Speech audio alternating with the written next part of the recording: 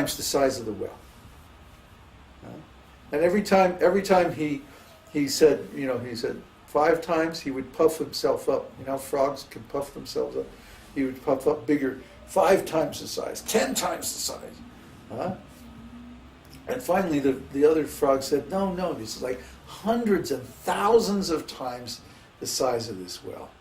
And the other frog went, no, that's impossible. It can't be. It's not possible. So this is called frog philosophy. I live in my little box, and I have my little tiny experience of life, my insignificant little tiny corner of the world. And then when I hear about someone like Kṛṣṇa, who's unlimited, I say, well, that's not possible. Maybe he's twice as beautiful, or 3 times as beautiful, at the most. No, Krishna's millions and millions of times more beautiful than anybody else you can imagine, than anybody else that you've ever had experience with. For example, even in this material world, if someone is beautiful in one way, it's very rare that they're also beautiful in other ways. For example, if someone is very physically beautiful, we usually find that they don't develop other qualities, like knowledge or wisdom or spiritual life, or aesthetics or talent or anything like that. Because, why?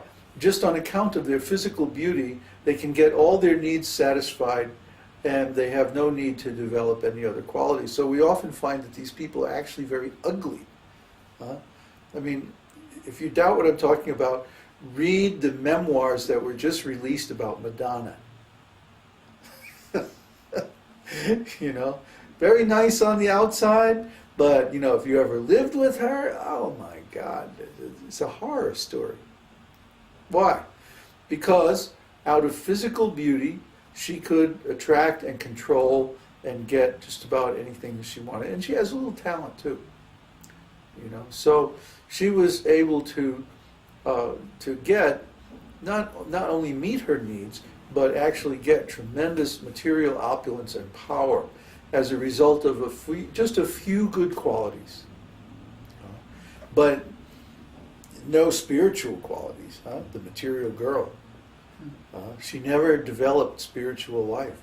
She never developed deep wisdom or knowledge of anything. She remains a superficial person because there was no impetus, no incentive to develop those other qualities, you see. Just by developing 2 good qualities, material beauty and a little musical talent, a little dancing, like that.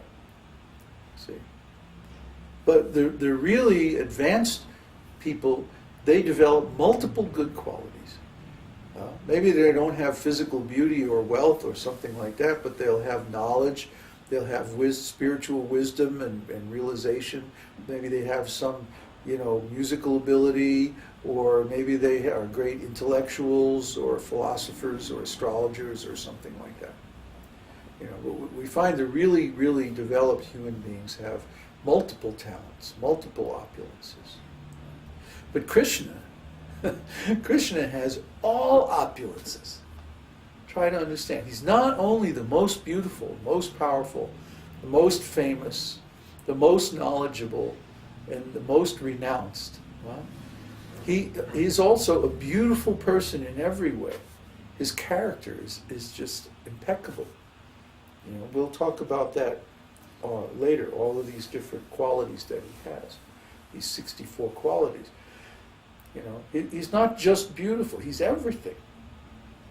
He has unlimited wealth and opulence of everything. So how beautiful is Kṛṣṇa?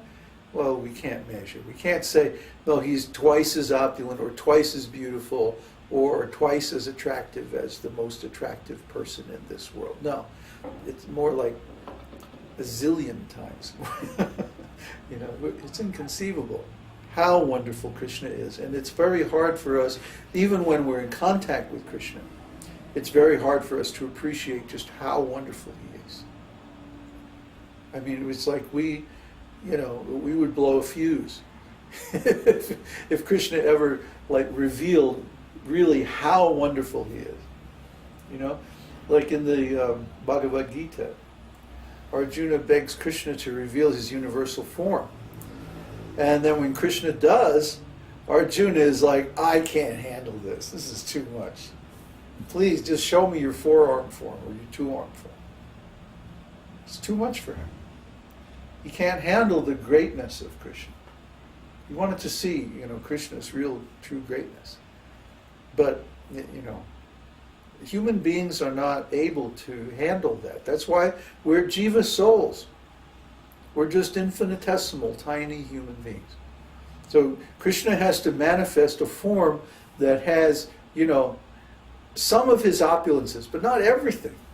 Because it would just be too much for us. We wouldn't be able to handle it. We would be like, overwhelmed all the time.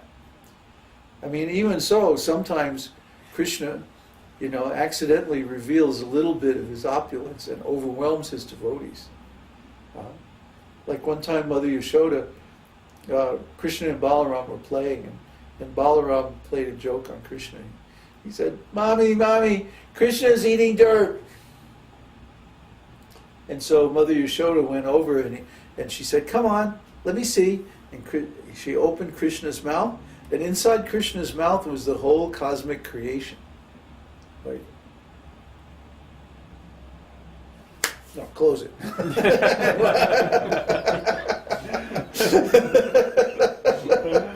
It's like she couldn't deal with it.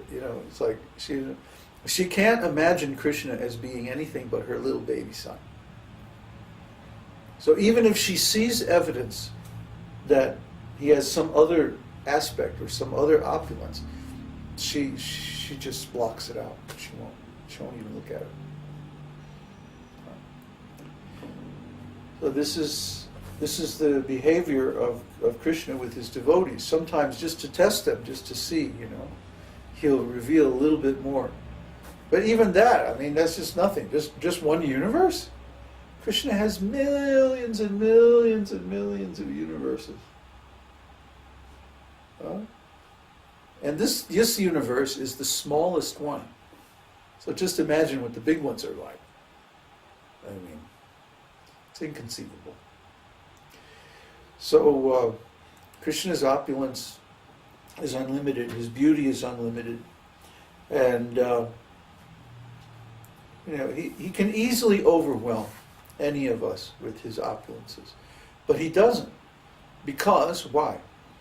What Krishna really enjoys is not opulence just for the sake of opulence.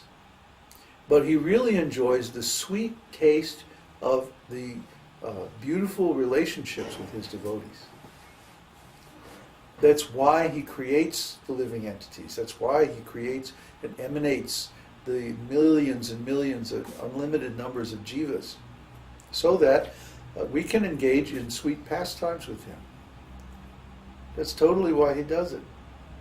It's not because he likes to control or dominate or punish or any of that nonsense. No. Krishna is the original lover.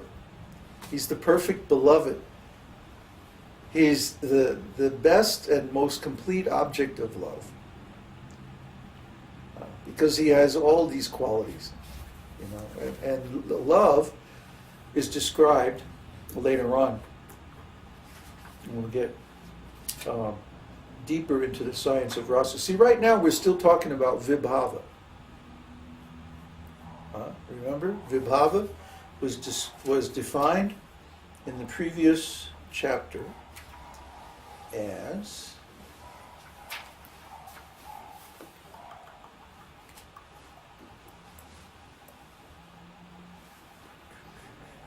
where is it? Oh, here it is. Special symptoms or causes of ecstasy.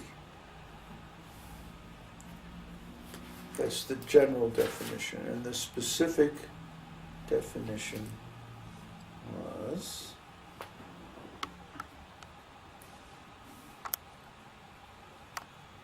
it was important. Here it is. The cause or basis for relishing transcendental mellow is what we mean by vibhava. This vibhava is divided into two, namely basic and impelling, or impetus giving.